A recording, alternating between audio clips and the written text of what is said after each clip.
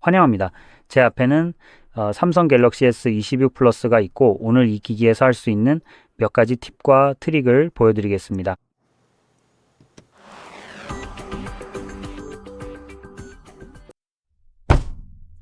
아무튼 과정 내내 이게 나타나지 않도록 심카드는 미리 제거해 두었습니다. 그럼 이제 설정을 열어서 시작해 보겠습니다. 자, 여기서 여러 가지 다양한 기능들을 살펴볼 예정입니다. 그중 일부는 좀 흔하게 느껴질 수도 있고 재미없게 느껴질 수도 있습니다. 어떤 것들은 여러분이 할 수 있다는 사실조차 몰랐던 흥미로운 기능일 수도 있습니다. 아무튼 이제 시작해 보겠습니다. 그리고 우리가 처음으로 할 수 있는 것은 갤럭시 AI를 무시하는 것입니다. 그건 아무도 신경 쓰지 않죠. 아마 이미 AI에 관한 영상을 많이 보셨을 거라고 확신합니다. 사실상 모든 것에서 거의 유일하게 이야기되는 게 바로 그거니까요. 그래서 그건 완전히 무시하고 바로 아래에 있는 모드와 루틴으로 넘어가겠습니다. 이 기능은 여기에서 정말 괜찮은 옵션입니다. 그리고 만약 스마트홈 가전제품이 있다면 훨씬 더 좋습니다. 그래서 저는 보통 이 기능을 좋아합니다. 휴대폰은 보통 항상 가지고 다니잖아요. 그리고 이 기능을 사용하면 예를 들어 위치나 특정 행동에 따라 특정 동작을 선택할 수 있습니다.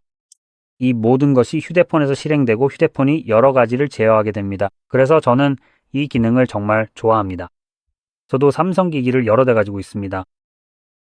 그래서 이 기능은 삼성 기기들과도 꽤 잘 연동되지만 다른 것들도 제어할 수 있게 해줍니다. 예를 들어 SmartThings 애플리케이션에 연결된 기기들을 제어할 수 있는데 이 앱은 기본적으로 삼성의 스마트홈 관리 앱입니다. 그리고 꼭 스마트홈 가전제품을 사용하지 않아도 이 기능을 쓸 수 있습니다. 다른 옵션들도 있기 때문이죠. 그럼 여기서 루틴 메뉴로 들어가 보겠습니다. 이미 활성화된 자동화가 하나 있는데 바로 와이파이 켜기입니다. 이제 이 자동화가 어떤 기준으로 작동하는지 확인해 볼 수 있습니다. 와이파이가 켜져 있으면 사운드 모드와 볼륨이 기본적으로 소리가 나도록 설정됩니다. 즉 와이파이가 연결되면 무음이나 다른 모드 대신 사운드 모드가 되는 거죠. 그래서 와이파이에 연결되는 순간 이 기능이 자동으로 활성화됩니다. 그리고 사실 여기서 더 구체적으로 지정할 수도 있는데 지금은 그렇게 되어 있지 않습니다. 그럼 이걸 편집해 볼 수 있으니 여기 조건이 있는 걸 볼 수 있습니다. 즉 와이파이가 켜져 있고 조건을 추가할 수 있는데 여기서 검색을 할 수 있습니다. 와이파이 네트워크에 연결됨을 선택해서 원하는 특정 네트워크를 추가할 수 있습니다.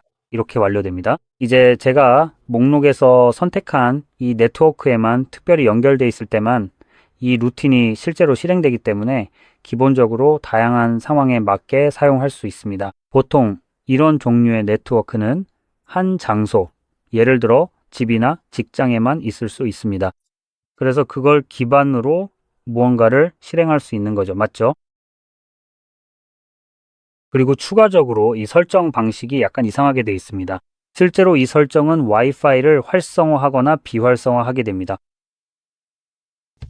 혹은 이 와이파이를 기준으로 소리를 비활성화하게 됩니다. 그래서 약간 이상하긴 하지만 괜찮을 수도 있죠. 물론 이 특정 상황은 아닐 수도 있지만 어쨌든 그렇습니다. 하지만 그 외에도 예를 들어 제가 제 기기에 따라 설정해 둔 것 중 하나는 제가 삼성 사운드바를 가지고 있기 때문입니다. 예를 들어 제가 휴대폰으로 사운드바를 켤 때마다 자동으로 볼륨이 바뀌도록 설정해 두었습니다. 볼륨을 오로만 맞추도록요. 왜냐하면 여러 번 사운드바를 켰을 때 최대 볼륨으로 소리가 나와서 깜짝 놀란 적이 있었거든요. 이제 저는 제 청력을 소중히 여기고 삼성의 사실상 플래그십 사운드바가 수천 와트의 볼륨으로 저를 덮치는 건 원하지 않거든요. 네, 그래서 저는 그 설정을 해두는 게 더 낫다고 생각합니다. 그 설정이 정말로 저를 여러 번 구해줬어요. 이런 일이 저에게 여러 번 일어났거든요. 그리고 그 이후로 설정을 해둔 뒤로는 한 번도 그런 일이 없었습니다. 그래서 꽤 괜찮아요. 이게 첫 번째 장점이죠. 그리고 기본적으로 만약 사운드바 같은 걸 켜면 그 볼륨을 다른 값으로 설정할 수 있다는 거죠. 맞죠? 원하는 값으로요. 그리고 예를 들어 위치에 따라 다른 것들도 설정할 수 있습니다. 그래서 특정 위치에 있으면 예를 들어 조명이 켜집니다. 다른 일들도 일어날 수 있죠. 예를 들어 현관문이 열릴 수도 있고요. 사운드바가 켜질 수도 있습니다. 볼륨이 5로 설정되는 거죠. 그리고 이 모든 것이 하나의 트리거만으로도 실행될 수 있다는 거예요. 맞죠? 그리고 추가로 다른 조건들도 넣을 수 있습니다. 예를 들어 특정 시간대에만 이 트리거가 작동하도록 설정할 수도 있죠. 맞죠? 예를 들어 아침이라면 조명이 켜지지 않게 하고 싶을 수도 있죠. 왜냐하면 정말 아침이니까 해가 떠 있으니까요. 그래서 이렇게 다양한 조건을 추가할 수 있어서 정말 다재다능하고 편리합니다. 그리고 이 모든 게 여기 내장되어 있어서 정말 훌륭하죠. 이제 다음으로 넘어가서 소리와 진동에 대해 이야기해 보겠습니다. 여기서 제가 꼭 바꾸고 싶은 게 하나 있는데요. 그게 어디 있더라? 바로 여기 시스템 진동인데 저는 우선 키보드의 햅틱 피드백 같은 기능을 켜는 걸 좋아해요. 그래서 여기 심슨 키보드 다이얼 키패드가 있습니다. 그래서 타이핑할 때 실제로 햅틱 피드백이 느껴지고 제스처도 꽤 괜찮게 느껴집니다. 그리고 그 진동의 민감도도 조절할 수 있어요. 그래서 이걸 움직이기 시작하면 각 단계마다 진동이 실제로 느껴집니다. 저는 이 정도 단계에서 진동이 꽤 만족스럽게 느껴져요. 그래서 꼭 한번 확인해 보시길 강력히 추천합니다. 자, 여기 있는 김에 이것도 같이 봐야겠네요. 이게 시스템 사운드일까요? 아니네요. 그건 아니에요. 찾았네요. 음질 및 효과입니다. 이 부분도 꽤 훌륭한 섹션이에요. 허용하겠습니다. 여기에는 여러 가지 옵션이 있습니다. 그중 일부는 예를 들어 어떤 주변 기기가 연결되어 있지 않으면 사용자 지정이 불가능할 수도 있어요. 예를 들어 이어버드 같은 주변 기기가 연결되어 있지 않으면요. 아무것도 연결되어 있지 않은 상태입니다. 이런 맞춤형 기능이나 아답 사운드 같은 것들은 선택하거나 설정할 수 없게 됩니다. 구체적으로 말씀드리면요. 또한 돌비 애트모스 같은 기능도 활성화할 수 있어서 미디어 재생 시 소리가 머리 위와 주변을 감싸는 혁신적인 오디오 경험을 할 수 있습니다. 이게 모든 상황에서 작동하는지는 잘 모르겠어요. 자동, 영화, 음악, 음성 등 여러 모드가 있습니다. 이게 돌비 애트모스를 흉내내는 건지 아니면 돌비 애트모스로 제작된 콘텐츠에서만 실제로 사용하는 건지는 잘 모르겠네요. 분명히 음악용으로 제공되는 영화들도 있겠죠. 고저나 디저, 뭐든지 기본적으로 스포티파이의 대안 서비스를 사용한다면 돌비 애트모스가 적용된 특정 트랙들이 있는 걸로 알고 있어요. 그래서 그런 트랙이나 돌비 애트모스가 적용된 영화가 꼭 필요할지 잘 모르겠네요. 아니면 자동으로 이런 방식으로 재생을 시도할지. 가짜 돌비 애트모스 버전으로 말이죠. 예를 들어 이 회사의 사운드바는 돌비 애트모스 방식의 채널을 활용할 수 있게 해줍니다. 저처럼 Q99DD 같은 제품을 가지고 있다면 그건 11.4.1 구성이에요. 혹은 1.1.4일 수도 있고요. 바로 그거죠. 그래서 돌비 애트모스를 위한 4개의 다른 하이트 채널이 있습니다. 그리고 그걸 앱에서 설정할 수 있어요. 그 추가 4개의 채널을 사용해서 일반 음악도 그 채널을 통해 재생되도록 변환해 줍니다. 항상 그런 건 아니고 똑똑하게 상황에 따라 선택해서 작동하는데 꽤 잘 작동합니다. 그래서 아마 여기서도 비슷한 방식으로 동작할 가능성이 높아요. 자, 이제 또 다른 기능은 어댑트 사운드인데 클릭해서 여기서 허용을 누르고 켜보겠습니다. 이 기능은 연령대를 선택할 수 있게 해주는데 30세 미만, 30세에서 60세, 그리고 60세 이상으로 나뉘어 있습니다. 그리고 이 기능은 헤드폰에 맞춘 미리 설정된 이퀄라이저를 제공합니다. 또는 사용 중인 어떤 기기든 시간이 지나면서 생길 수 있는 청력 손실을 보완해 줍니다. 이 중 하나를 선택할 수도 있습니다. 하지만 제가 추천하는 방법은 실제로 어댑트 사운드사를 선택하는 것입니다. 죄송합니다. 이건 아니네요. 네, 이제 됐습니다. 그래서 저희가 선택할 것은 앱을 사용하는 동안 허용을 선택하세요.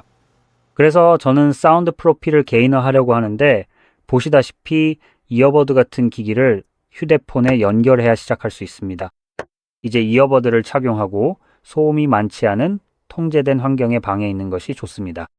왜냐하면 이 과정에서 왼쪽이나 오른쪽 이어버드에서 아주 미세한 소리가 재생되기 시작할 것이기 때문입니다. 그리고 여러분이 해야 할 일은 그 소리가 들리는지 아닌지를 선택하는 것 뿐입니다. 이제 나이나 청력에 따라 그 소리가 들릴 수도 있고 들리지 않을 수도 있습니다. 그리고 만약 들리지 않는다면, 들리지 않는다고 선택하면 이 이퀄라이저가 이러한 소리를 증폭시켜 청력 손실을 보완해 줍니다. 혹은 여러분이 개인적으로 겪고 있는 일반적으로 나이가 들면서 생기는 청력 손실과는 구분되는 특정한 청력 손실에도 맞춰줄 수 있습니다. 아마도 여러분은 중장비를 다루는 일을 해서 그런 것들이 청력을 손상시키고 있을 수도 있습니다. 고주파수는 잘 들리지만 저주파수는 그다지 잘 들리지 않을 수도 있죠. 그래서 당연히 이 기능이 그런 부분을 보정해 주려고 합니다. 하지만 이 기능이 또 하는 일은 만약 여러분이 별로 좋지 않은 이어버드나 헤드폰을 사용하고 있다면 그런 제품들은 특정 주파수를 제대로 재생하지 못하는 경우가 많죠. 왜냐하면 품질이 좋지 않으니까요. 그래서 이런 과정을 거치면 그런 부분도 어느 정도 보완할 수 있습니다. 예를 들어 그런 별로 좋지 않은 이어버드를 사용하면 그 이어버드로 소리를 재생할 때 이 소리를 제대로 듣지 못할 수도 있습니다. 그 이유가 청력이 나빠서가 아니라 이어버드 자체가 현재 그 소리를 충분한 수준으로 재생해 줄 수 없기 때문일 수 있습니다. 그래서 그런 경우에는 휴대폰이 그 소리를 증폭시켜서 들을 수 있게 해줍니다. 그리고 바람직하게는 그 소리가 다른 소리들과 균형을 이루도록 이퀄라이징 해줍니다. 그래서 기본적으로 이어버드의 사운드 프로필을 여러분이 기대하는 것에 더 가깝게 맞추려고 할 거예요. 모든 소리가 더 고르고 평평하게 들리도록 해서 예를 들어 트래블이나 베이스만이 아니라 모든 주파수를 들을 수 있게 해주는 거죠. 예를 들어 어떤 헤드폰들은 그렇거든요. 그래서 이런 기능을 활용하면 여러분이 사용하는 사운드 주변 환경에서 좀 더 많은 소리를 얻을 수 있을 거예요.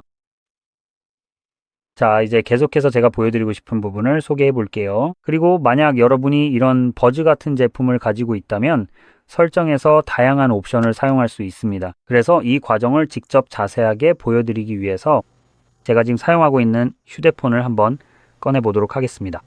현재 여기에 이미 설정이 연결되어 있는 상태라서 이어폰 케이스를 열기만 하면 아주 자연스럽고 자동으로 연결이 완료될 거예요. 자, 이렇게 하면 설정으로 들어갈 수 있고 이건 예전 모델이죠. 이건 갤럭시 버즈2 프로인데 만약 더 최신 모델인 3, 프로나 4 프로 같은 제품을 가지고 있다면요. 이제 실제로 여기에는 더 다양한 옵션이 추가되어 있습니다. 여기서 찾을 수 있는 기능 중 하나는 노이즈 캔슬링 같은 것들입니다.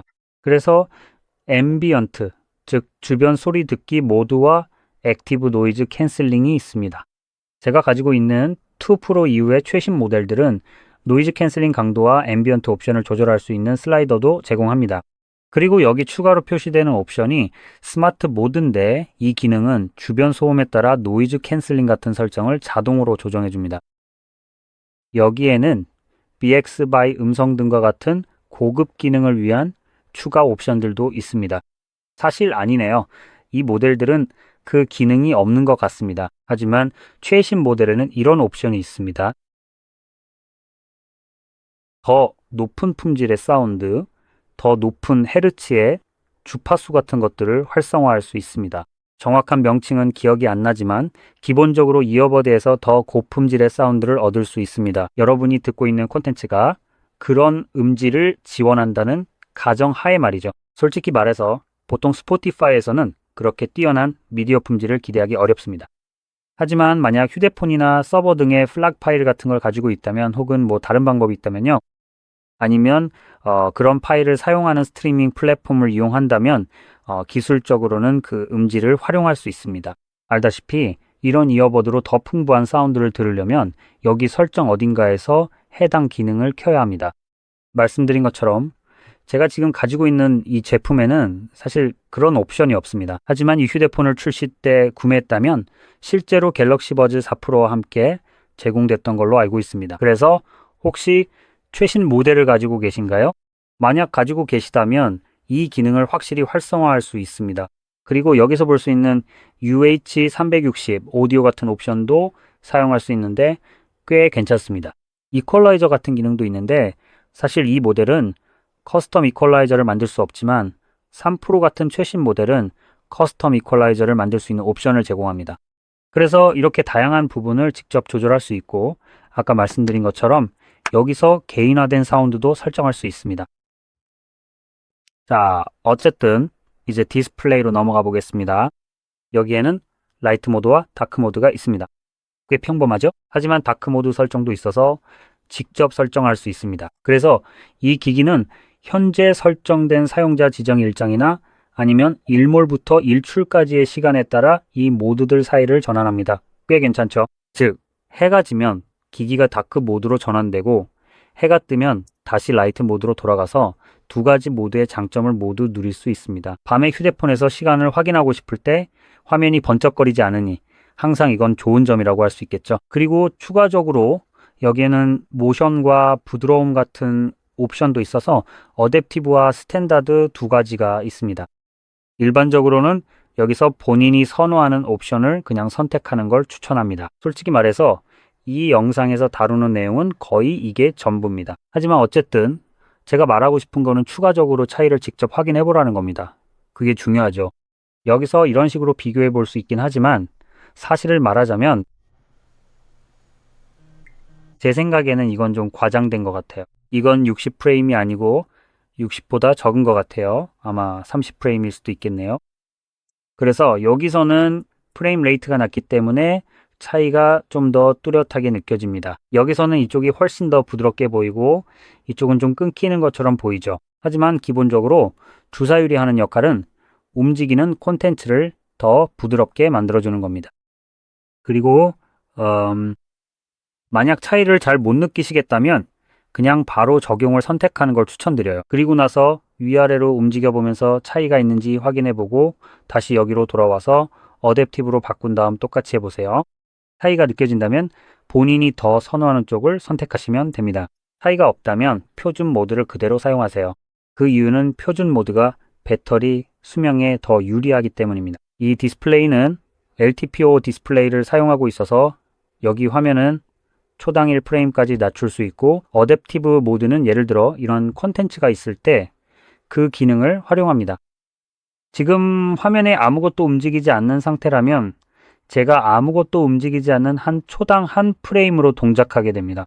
그리고 이게 기본적으로 이미지와 다를 바 없기 때문에 움직임이 없다면 이게 3000프레임이든 120프레임이든 0프레임이든 사실상 구분할 수 없습니다. 감사합니다. 모두 똑같아요. 하지만 이렇게 움직이기 시작하는 순간 자동으로 높은 주사율로 전환되어 부드럽고 매끄러운 움직임을 보여줍니다. 하지만 그 부드러운 움직임을 사용하면 아시다시피 배터리 소모도 더 많아집니다. 반면에 60은 어댑티브 모드와 같은 방식으로 동작하지만 움직임이 있을 때 120까지 올라가는 대신 60까지만 올라갑니다. 그리고 만약 차이를 느끼지 못한다면 그만큼 배터리 사용 시간이 더 길어질 거예요. 계속 아래로 내려가면 환경에 맞게 디스플레이 색감을 조정해주는 어댑티브 컬러 톤 기능이 있습니다. 보통 삼성은 디스플레이에 약간 더 노란빛이 도는 톤을 적용하는 것 같더라고요. 그래서 저는 이 기능을 끌 건데 켰을 때보다 테이블 색상과 더 잘 맞는 것 같습니다. 적어도 솔직히 말하면 두 가지 모두 지금 있는 환경과는 잘 맞지 않아요. 그리고 이건 흰색 테이블입니다. 조명도 그렇고 여기 있는 조명 색깔에 따라 달라지죠. 이 기능이 켜져 있으면 테이블 색상과 그리고 그 대비까지도 맞춰줘야 하는데요.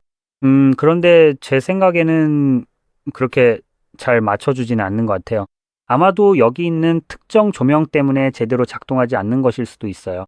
하지만 그 외에는 여러분이 이 기능을 유용하게 쓸 수도 있을 것 같아요. 아마 여러분도 눈에 좀 더 편한 약간 노란빛이 도는 디스플레이를 좋아할 수도 있겠네요. 그리고 화면 해상도 같은 설정도 있는데 지금은 중간 값으로 설정되어 있어요. 이게 기본 값인 것 같은데 원한다면 쿼드 HD 플러스로 올릴 수도 있습니다. 그래서 이건 기본적으로 1440p 해상도이고 1080p와 720p도 선택할 수 있어요. 물론 720p는 그냥 아니에요. 하지만 1080p가 기본 값으로 설정되어 있어서 배터리 수명이 더 좋아집니다. 하지만 디스플레이는 더 높은 해상도도 지원하니까 원하면 더 높은 걸로 바꿀 수 있어요.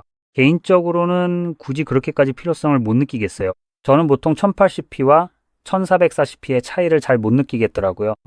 바로 여기서 저도 픽셀을 유심히 들여다보려고 해봤는데 차이를 전혀 못 느끼겠더라고요. 그래서 저는 개인적으로 중간 옵션을 선호해요. 배터리 수명이 더 좋아지니까요.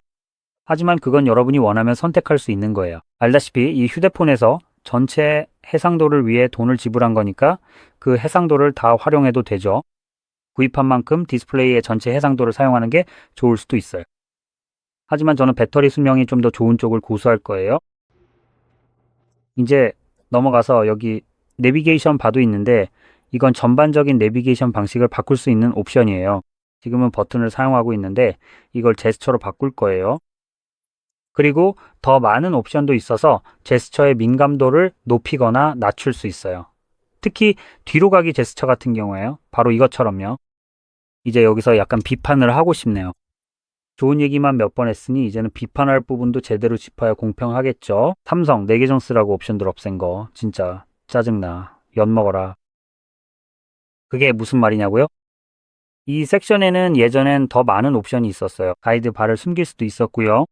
커스터마이즈도 할 수 있었죠. 맞죠? 이제는 민감도 조절만 남았네요.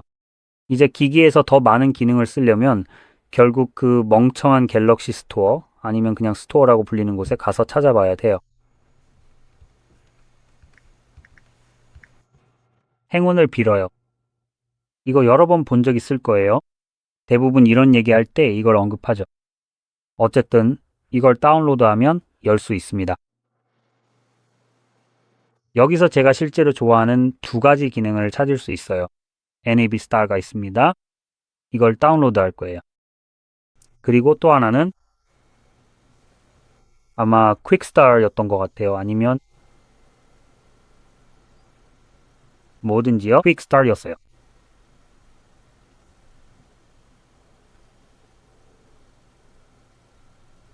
제 폰으로 확인해 보세요. 보여드리고 싶은 둘 다 여기 있거든요. 그래서 납스타와 퀵스타를 모두 실행해 봤어요. 네, 그래서 둘 다 가지고 있어요. 그래서 이것도 다운로드 할 거고 다른 하나는 이미 다운로드 돼 있을 거예요. 네, 이제 둘 다 갖췄네요. 내부스타는 내비게이션을 위한 거예요. 이걸 클릭해서 켤 수 있습니다. 여기서 하단바를 커스터마이즈 할 수 있어요. 이 옵션들 중 일부는 예전에는 설정해서 볼 수 있었는데 제가 보여드렸던 것처럼 지금은 한 가지 옵션만 남아 있어요. 하단바를 완전히 없애는 것도 가능합니다. 하지만 여러분이 이걸 하기 전에 잠깐 멈추고 싶어요. 완전히 안 보이게 만드는 게 멋져 보일 수 있지만 먼저 이걸 어떻게 하는지 알아보려고 했어요. 근데 약간 이상하더라고요. 이렇게 하면은 약간의 문제가 생길 수도 있습니다. 저처럼 서드파티 런처를 사용한다면 발을 완전히 숨겼을 때 서드파티 런처에서 문제가 생깁니다. 특히 홈으로 가는 동작, 그 동작만요. 항상 제대로 작동하지 않을 수 있습니다. 삼성이 가이드바를 화면 밖으로 옮겨서 숨기는 방식 때문에 내비게이션이 완전히 꼬여버립니다. 그리고 삼성 런처를 사용하는 한에는 괜찮아요. 서드파티 런처를 사용하면은 기기가 약간 멍청해진 것처럼 원하는 동작을 제대로 인식하지 못하기 시작합니다. 그리고 홈으로 가기 위해 여러 번 위로 쓸어 올려야 할 때도 있습니다. 이건 제가 실제로 겪은 개인적인 경험입니다. 이제 어쨌든 여기 커스터마이즈 항목에서는 투명 힌트 같은 옵션이 있어서 그냥 발을 아래로 내리는 식으로 동작합니다. 그리고 제가 할 수 있는지 한번 볼게요. 여기서는 다른 곳으로 들어가야 할 것 같네요. 아마도 여기는 아닌 것 같습니다.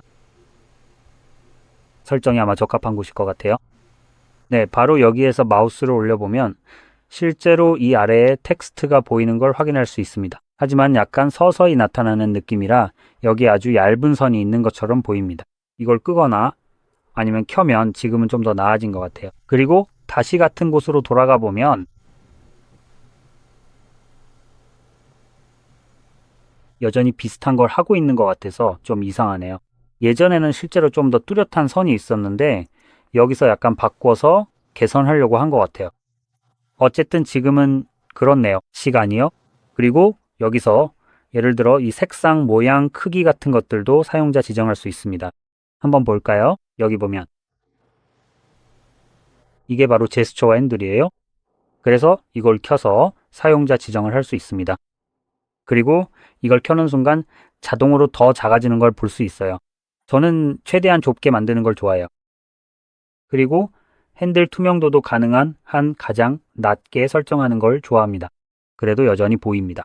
원한다면 숨길 수도 있지만 아까 말했듯이 서드 파티 런처와 이상하게 작동하는 제한 때문에요. 저는 그냥 켜두는 걸 좋아해요. 저는 최대한 눈에 띄지 않게 만드는 걸 선호합니다. 이제 영상의 나머지 부분에서는 사실 이걸 좀 더 키울 거예요. 왜냐면 이 옵션을 토글하면 바로 여기 있는 이 옵션이요. 이게 실제로 자동으로 저희를 다시 설정 화면으로 이동시켰네요. 그래서 다시 돌아가 보면 알 수 있습니다. 지금은 내비게이션 바, 설정 및 기타 옵션에 들어와 있고 여기서 추가 설정들이 생겼어요. 그중 하나가 이제 제스처 힌트 또는 가이드 바로 나타납니다. 그리고 이제는 그걸 완전히 없앨 수도 있어요. 정말 멋지고 여기서 정말 놀라운 점 중 하나입니다. 와, 삼성 진짜 대단하네요. 정말 잘했어요. 감사합니다. 그리고 사용자들을 완전히 바보로 여기지 않아줘서 고마워요. 그래서 여기서 칭찬을 보냅니다. 정말 칭찬받아 마땅한 부분이고 여러분이 할 수 있는 가장 멋진 일 중 하나예요. 커스터마이징 측면에서 이제 가이드바가 보이지 않아도 Circle to Search를 사용할 수 있습니다. 이게 별로 대단하지 않은 일처럼 보일 수도 있지만 믿으세요. 세상 어떤 다른 폰도 이걸 못합니다. 다른 모든 제조사들은 자기네 사용자들이 바보라고 생각하는 것 같아요. 제스처 바가 안 보이면 도대체 어떻게 Circle to Search를 활성화하는지 모를 거라고 생각하죠. 자, 제스처 내비게이션의 요점이란 게 알다시피 제스처를 사용해서 홈으로 가는 것 같은 동작을 수행하는 거라고 생각했어요. 그런데 대부분의 회사들은 제스처라는 게 사실상 제스처가 아니라고 여기는 것 같네요. 왜냐하면 상호작용해야 할 바가 보이지 않는 순간 특정 제스처를 수행할 수 없다고 생각하기 때문이죠. 그래서 이런 경우에는 제스처라는 게 사실상 동작이나 버튼을 의미한다고 여기는 것 같아요. 하지만 삼성은 여기서 바가 보이지 않아도 Circle to Search를 사용할 수 있게 해주는데 이게 정말 놀라운 점이에요. 깔끔한 화면을 유지하면서도 제가 자주 쓰고 정말 좋아하는 멋진 기능을 계속 쓸 수 있으니까요. 그래서 원한다면 여기서 바로 그렇게 할 수 있습니다. 여기에서 보시다시피 해당 옵션을 활성화하면 추가 제스처 설정을 사용할 수 있습니다. 이 옵션을 켜고 바를 끄면 여기 모든 옵션이 영향을 받습니다. 이렇게 바가 더 이상 보이지 않게 되면 관련된 옵션들도 사실상 의미가 없어집니다. 이제 보시다시피 뒤로 가기 제스처는 여전히 남아 있어서 이건 사라지지 않고 사실상 숨길 수도 없습니다. 이제 다시 설정으로 돌아가 보겠습니다. 그리고 어디 보자 실행할 수 있을까요? 여기서 실행할 수 있을 것 같네. 그렇죠. 편집을 클릭해 봅시다. 어디 있었죠? 아, 여기 있네요. 제가 좀 놓쳤네요. 그래서 설정이 맞아요. 바로 여기 있었습니다. 왜 사라졌죠? 아, 잠시 후에 그냥 숨겨지는 거군요. 좋아요. 저걸 클릭하면 이제 설정 화면으로 이동합니다. 이게 바로 여기 있는 사이드 패널 또는 삼성에서 부르는 엣지 패널입니다. 여기서 희미하게 보실 수 있습니다. 이제 이게 다른 쪽에 있을 수도 있고 위치가 다를 수도 있습니다. 디스플레이에서 좀 더 밝은 부분을 볼 수 있을 텐데 그 부분을 위로 스와이프하면 패널을 볼 수 있습니다. 여기에는 보시다시피 몇 개의 애플리케이션과 AI, 선택 등 몇 가지 동작에 대한 바로가기 그리고 기타 쓸데없는 것들이 있습니다. 사실 이런 것들은 굳이 필요하지 않습니다. 이 옵션들 중 일부는 Circle to Search에서도 접근할 수 있습니다. 그래서 이 기능은 멀티태스킹에 정말 훌륭합니다. 애플리케이션을 탭 한 번으로 바로 전체 화면으로 열 수 있습니다. 또한 같은 앱을 선택해서 사용할 수도 있습니다. 다시 한번 해보면 앱을 잡아서 팝업 뷰로 열고 또 다른 앱도 같은 방식으로 열 수 있습니다. 여기 있는 바를 클릭해서 분할 화면으로 만들 수도 있습니다. 그리고 이 앱을 클릭해서 분할 화면으로 띄울 수 있습니다. 아니면 길게 누를 수도 있습니다. 그리고 할 수 있을까요? 아니요, 원래는 가능해야 하는데요. 이걸 닫아보겠습니다. 두 개 모두 닫아버렸네요. 아쉽게도요. 됐네요. 보시다시피 이걸 길게 누르면 이렇게 할 수 있습니다. 이상한 효과와 함께 햅틱 피드백이 느껴집니다. 화면이 줄어드는 것처럼 보이다가 어이쿠 닫혀버리고 다시 확장됩니다. 이렇게 하면 화면의 위나 아래로 드래그할 수 있고 그 모습을 볼 수 있습니다. 화면이 약간 변하죠. 이 부분이 바뀌면서 여기나 여기로 드롭하면 분할 화면으로 들어간다는 걸 알려줍니다. 이제 최근 앱에서 열려있는 어떤 앱이든 선택하거나 휴대폰에 설치된 앱 중에서 선택할 수 있게 됩니다. 모든 애플리케이션이 분할 화면을 지원하는 것은 아니라는 점을 유의하세요. 그러니 제가 분할 화면이 가능한 앱을 고르길 바라봅시다. 그리고 성공했네요. 앱을 열면 두 앱을 동시에 관리하거나 사용할 수 있고 크기도 조절할 수 있습니다. 또한 이 두 앱을 나누는 이 세 개의 점을 클릭해서 위치를 바꾸거나 할 수도 있습니다. 방향을 전환하고 싶다면 아니면 더 나은 옵션은 별표입니다.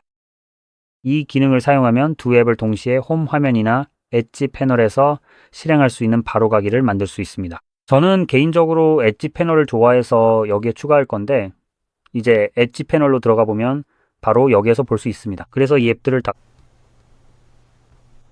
다시 불러오면 두 앱이 동시에 열립니다. 그리고 이 앱들도 제가 페이지에서 배치한 그대로의 방식으로 여전히 설정되어 있습니다. 그래서 이건 정말 훌륭합니다. 그리고 게다가 당연히 더 많은 앱을 추가할 수도 있어서 예를 들어 다이얼러를 위에 추가해서 3개 이상의 앱을 동시에 사용할 수도 있습니다. 원한다면 할 수 있지만 카메라는 꺼내고 싶지 않아요. 놀랍게도 실제로 잘 작동하거든요. 보통은 카메라가 전체 화면으로 전환되면서 앱이 멈추곤 했는데 여기서는 실제로 사용할 수 있게 해줍니다. 하지만 어쨌든 추가로 앱을 더 넣어서 여러 개를 동시에 사용할 수 있습니다. 그리고 보시다시피 앱을 최소화해서 앱 헤드로 만들 수도 있고 각각 따로 불러올 수도 있습니다. 자, 계속해서 이 부분의 커스터마이징에 대해서도 이야기하고 싶습니다. 설정에 들어가면 여기 패널 메뉴에서 추가 패널을 넣을 수 있습니다. 기본적으로는 앱만 있습니다. 여기에서 볼 수 있듯이 기기와 함께 추가되어 활성화된 것들도 있습니다. 그래서 연락처, 할 일, 날씨, 도구 등 다양한 항목을 추가할 수 있습니다. 여기에 무언가를 추가하고 위로 스와이프하면 이 패널에서 페이지를 전환할 수 있습니다. 그래서 이 부분도 정말 좋네요. 구글 계정이 아니라 삼성 계정에 로그인되어 있다면 UH 갤럭시 스토어에서 더 많은 것을 다운로드할 수 있습니다.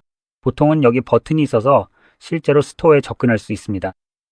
제가 로그인은 돼 있는 것 같은데 왜 여기 없는지 잘 모르겠네요. 하지만 그냥 스토어에 들어가서 이런 패널들을 찾아보고 더 많이 다운로드할 수 있습니다. 참고로 실제로 가치가 있는 것들 중 일부 아니면 꽤 많은 것들이 아쉽게도 유료라서 어쩔 수 없이 구매해야 합니다. 원한다면 구매해야 하지만 다행히 가격이 그렇게 비싸지는 않습니다. 이미 거의 $1000 가까이 지불했는데도 이런 점이 좀 아쉽긴 하죠. 이런 작은 사이드 패널 하나에 또 몇 달러씩 더 내야 한다는 게 정말 억울하긴 합니다. 어찌됐든 여전히 뭔가 좀 씁쓸한 기분이 남는 것 같아요. 그리고 또 제가 개인적으로 좋아하는 기능 중 하나는 핸들로 들어가면 이 막대를 이리저리 움직일 수 있다는 점입니다.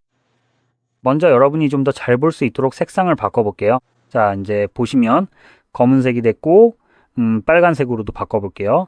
이제 훨씬 더 잘 보이죠? 제가 이걸로 하는 걸 좋아하는 방법은 볼륨 버튼이 있는 위치에 정확히 맞춰서 배치하고 크기도 볼륨 버튼과 딱 맞게 조정하는 거예요. 그리고 투명도도 지금은 높게 설정해 둘게요. 지금은 아직 테두리가 보이지만 뒤로 가면 완전히 사라져서 보이지 않게 됩니다. 이제 우리가 볼륨 버튼이 있는 위치에 맞춰 설정해 뒀기 때문에 항상 어디를 스와이프해야 하는지 알 수 있어요. 그래서 놓칠 일이 없죠. 볼륨 버튼이 바로 여기 있으니까 여기서 스와이프하면 바로 나타납니다. 완전히 투명해서 화면에 절대 보이지 않지만 이제 어디를 찾아야 할지 알 수 있어요. 이제요. 또 한 가지 말씀드리고 싶은 건 혹시 한 번도 사용해 본 적이 없다면 서클 투 서치 기능이에요. 이 기능에 접근하려면 화면 하단을 길게 누르면 됩니다. 버튼을 사용하는 경우라면 홈 버튼을 길게 눌러도 돼요. 어떤 방식으로든 활성화하면 이른바 검색 기능이 나타납니다. 이름과는 달리 조금 아쉽게도 검색을 시작하려고 원을 그릴 필요는 없어요. 실제로 이 기능에 접근하려면 화면 하단, 즉 홈바나 가이드바를 길게 눌러야 해요. 여기서처럼 화면 맨 아래를 누르는 거죠. 이 기능이 나타나면 다양한 작업을 할 수 있습니다. 예를 들어 홈 화면에서는 텍스트를 선택할 수 없다는 걸 아실 거예요. 예를 들어 배경화면의 일부나 앱, 이름 같은 건 선택이 안 되죠. 여기서 뭔가를 길게 눌러서 원하는 것을 선택할 방법이 없어요. 예를 들어 여기 바로 옆에 스토어 같은 게 있다고 해도요. 하지만 이제 Circle to Search를 실행하면 반대편에서 할 수 있게 됩니다. 이제는 예를 들어 여기 있는 스토어 같은 것도 문제없이 선택할 수 있어요. 또한 이 앱들을 클릭하면 자동으로 역이미지 검색이 실행되어 이 앱이 무엇인지 알려줍니다. 그리고 다시 보시다시피 저는 아무것도 동그라미 치지 않았어요. 저는 실제로 이미지를 찾을 때는 그냥 탭하거나 여러 줄의 텍스트를 선택할 때는 텍스트 위를 쓸어 넘기는 방식을 더 선호합니다. 예를 들어 여기처럼 텍스트가 있을 때 대각선으로 쓸어 넘기면은 저는 여기서부터 저기까지 쓸어 넘기게 됩니다. 그러면 전체 텍스트가 선택됩니다. 기술적으로는 그냥 탭해서 선택할 수도 있지만 보시다시피 이 경우에는 한 단어만 선택됩니다.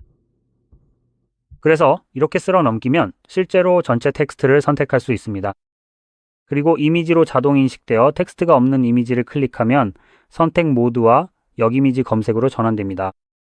이런 기능들이 있습니다. 이걸로 할 수 있는 또 다른 기능은 픽셀 기기에 기본적으로 내장된 기능과 비슷한 것입니다. 여기서는 Circle to Search를 사용해야 하지만 음악 검색도 할 수 있습니다. 보시다시피 이제 듣기 시작할 거예요. 그리고 직접 허밍을 하거나 노래를 틀거나 가사를 기억한다면 불러볼 수도 있고 그러면 이 기능이 그 노래를 찾아줍니다. 이제 픽셀이나 샤잠에서 구글 버전과는 달리 찾은 노래를 실제로 저장하지는 않는 것 같아요. 그래서 기억하거나 스크린샷을 찍어둬야 할 것 같습니다. 하지만 제가 틀릴 수도 있어요. 사실 저도 이 기능을 직접 사용해 본 적은 없습니다.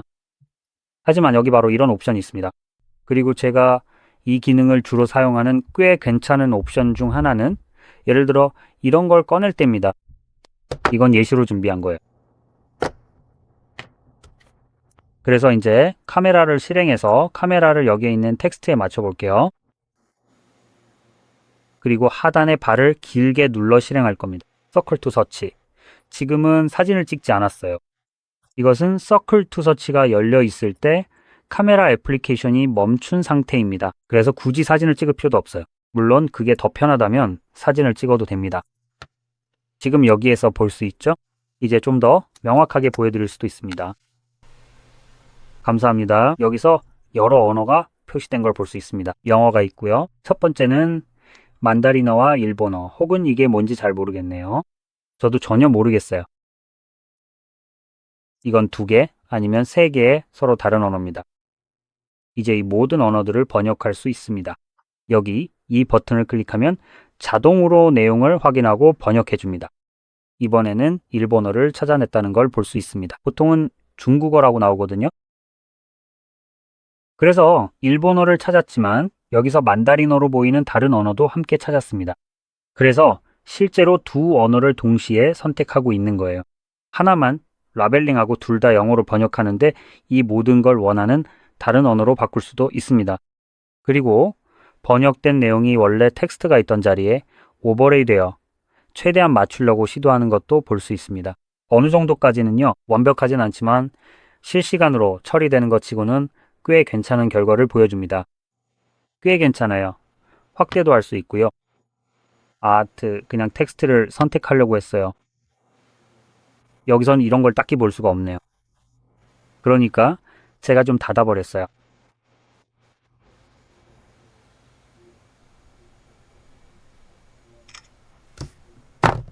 혹시 몰라서 사진을 찍어뒀습니다. 그래서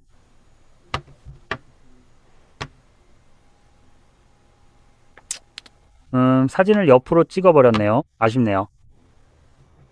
그럼 옆으로 찍힌 상태로 다뤄보죠. 다시 한번 번역을 해주는데 어떤 경우에는 번역이 좀 이상하게 되는 것도 볼 수 있습니다. 바로 여기요. 여기서 뭔가 이상한 점이 보이죠? 이게 바로 그 아래에 있던 텍스트입니다. 원본은 약간 번진 것처럼 보이는데 배경을 너무 흐리게 하려고 하다가 가끔은 제대로 처리하지 못하는 경우가 있어요. 그리고 선명도 측면에서도 그걸 볼 수 있습니다. 이 부분은 사진의 다른 부분에 비해 정말 날카롭게 보이는데 여기 선들이 원본 영어에 비해 약간 흐릿하고 픽셀화된 느낌이 있습니다. 그래서 여기에는 원본 텍스트가 있고 그 옆에는 번역된 텍스트가 있는데 정말 날카롭게 보입니다. 자, 이제 사실 이건 실시간으로 번역해서 원본과 교체해 주는 거라서 전반적으로 정말 편리하게 사용할 수 있습니다. 그래서 개인적으로도 이 옵션을 정말 자주 사용하게 됐어요. 또 이걸로 할 수 있는 다른 일 혹은 이 기능을 활용하는 또 다른 방법이 있는데 제가 자주 쓰는 옵션 중 하나입니다. 이걸 꽤 자주 사용하고 있어요. 온라인 검색을 하든 아니면 이런 물건을 가지고 하든 기본적으로 똑같은 원리입니다. 예를 들어 시계 사진을 본다고 해볼게요. 맞죠? 온라인에서 보든 아니면 직접 사진을 찍든 상관없어요. 사실 이 시계가 뭔지 전혀 모를 수도 있죠. 브랜드나 여기 있는 기능들을 제외하면 이 정확한 제품을 찾는 건 꽤 어려울 거라고 장담할 수 있습니다. 이 시계는 이런 타이맥스의 비슷한 시계들과 섞여서 나올 거예요. 여기 적혀 있는 게 바로 브랜드입니다. 그래서요. 그리고 이 시계는 특히 기계식 오토매틱이고 요일과 날짜 기능이 있습니다. 검색해보면 이게 워터버리 모델이라는 것도 알 수 있어요. 여기 W 글자도 볼 수 있죠. 이 시계를 온라인에서 검색해보면 얼마나 잘 나오는지 볼 수 있습니다. 그러니까요. 타이맥스 세련된 디자인의 오토매틱 워터버리 시계 모델입니다. 데이데이트 워치. 그래서 저는 이 시계를 찾는데 필요한 모든 정보를 다 제공한 셈이죠. 이 시계가 제공하는 모든 정보가 바로 이겁니다. 이제 이미지를 한번 볼게요. 실제로 여기 바로 하나가 보이네요. 이거요. 이게 거의 같은 모델이긴 한데 완전히 똑같진 않아요. 영상에서는 똑같아 보일 수도 있지만 여기 다이얼이 초록색입니다. 얼마나 잘 보이는지는 잘 모르겠네요. 하지만 이건 초록색이고 이건 검정색이에요. 그래도 꽤 잘 찾아냈네요. 또 초록색이지만요. 이 정확한 모델을 찾으려면 얼마나 오래 스크롤 해야 하는지 한번 볼게요.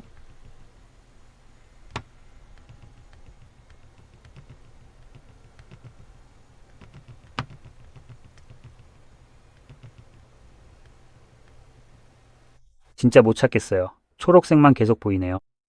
보시다시피 꽤 오래 스크롤하고 있죠? 이제 이거 닫아볼게요. 먼저 뒷면을 보여드릴게요. 여기 모델 번호가 있는데 여러분이 정말 중요하게 생각하는 건 마지막 숫자예요. 그러니까 24, 800, 24, 800 이게 중요한 거죠. 그게 바로 이 제품과 스트랩의 색상을 부분적으로 결정하는 모델입니다. 자, 그럼 카메라를 켜볼까요?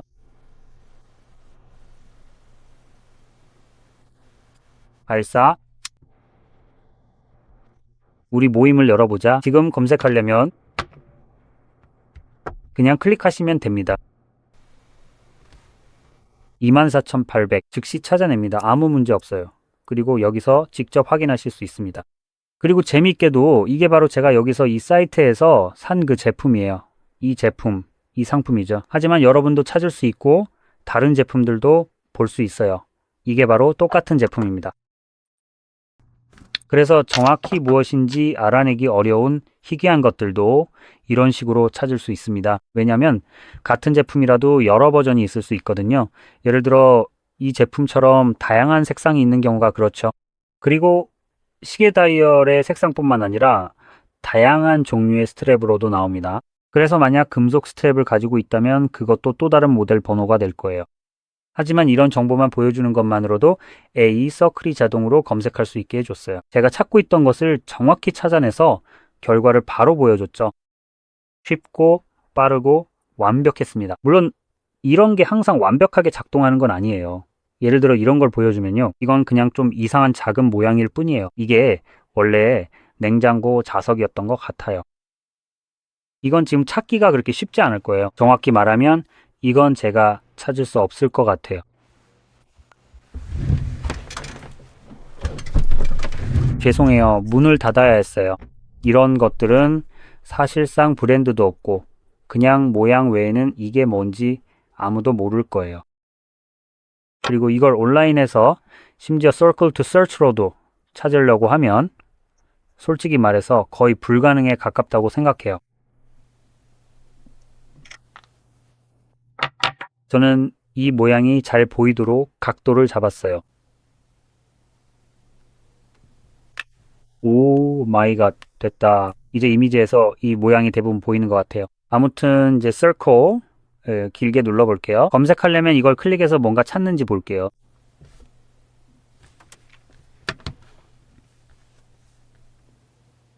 비슷한 것들은 찾지만 제가 지금 가지고 있는 것과 정확히 같은 건 아니에요. 그래서 말씀드린 것처럼 매번 완벽하진 않겠지만 대부분의 경우에는 충분히 괜찮아서 여러분이 원하는 걸 찾는데 도움이 될 거예요. 아무튼 이제 이 리스트가 끝났으니 여러분께 정말 도움이 되었길 바랍니다. 도움이 되셨다면 좋아요와 구독 잊지 마시고 시청해 주셔서 감사합니다.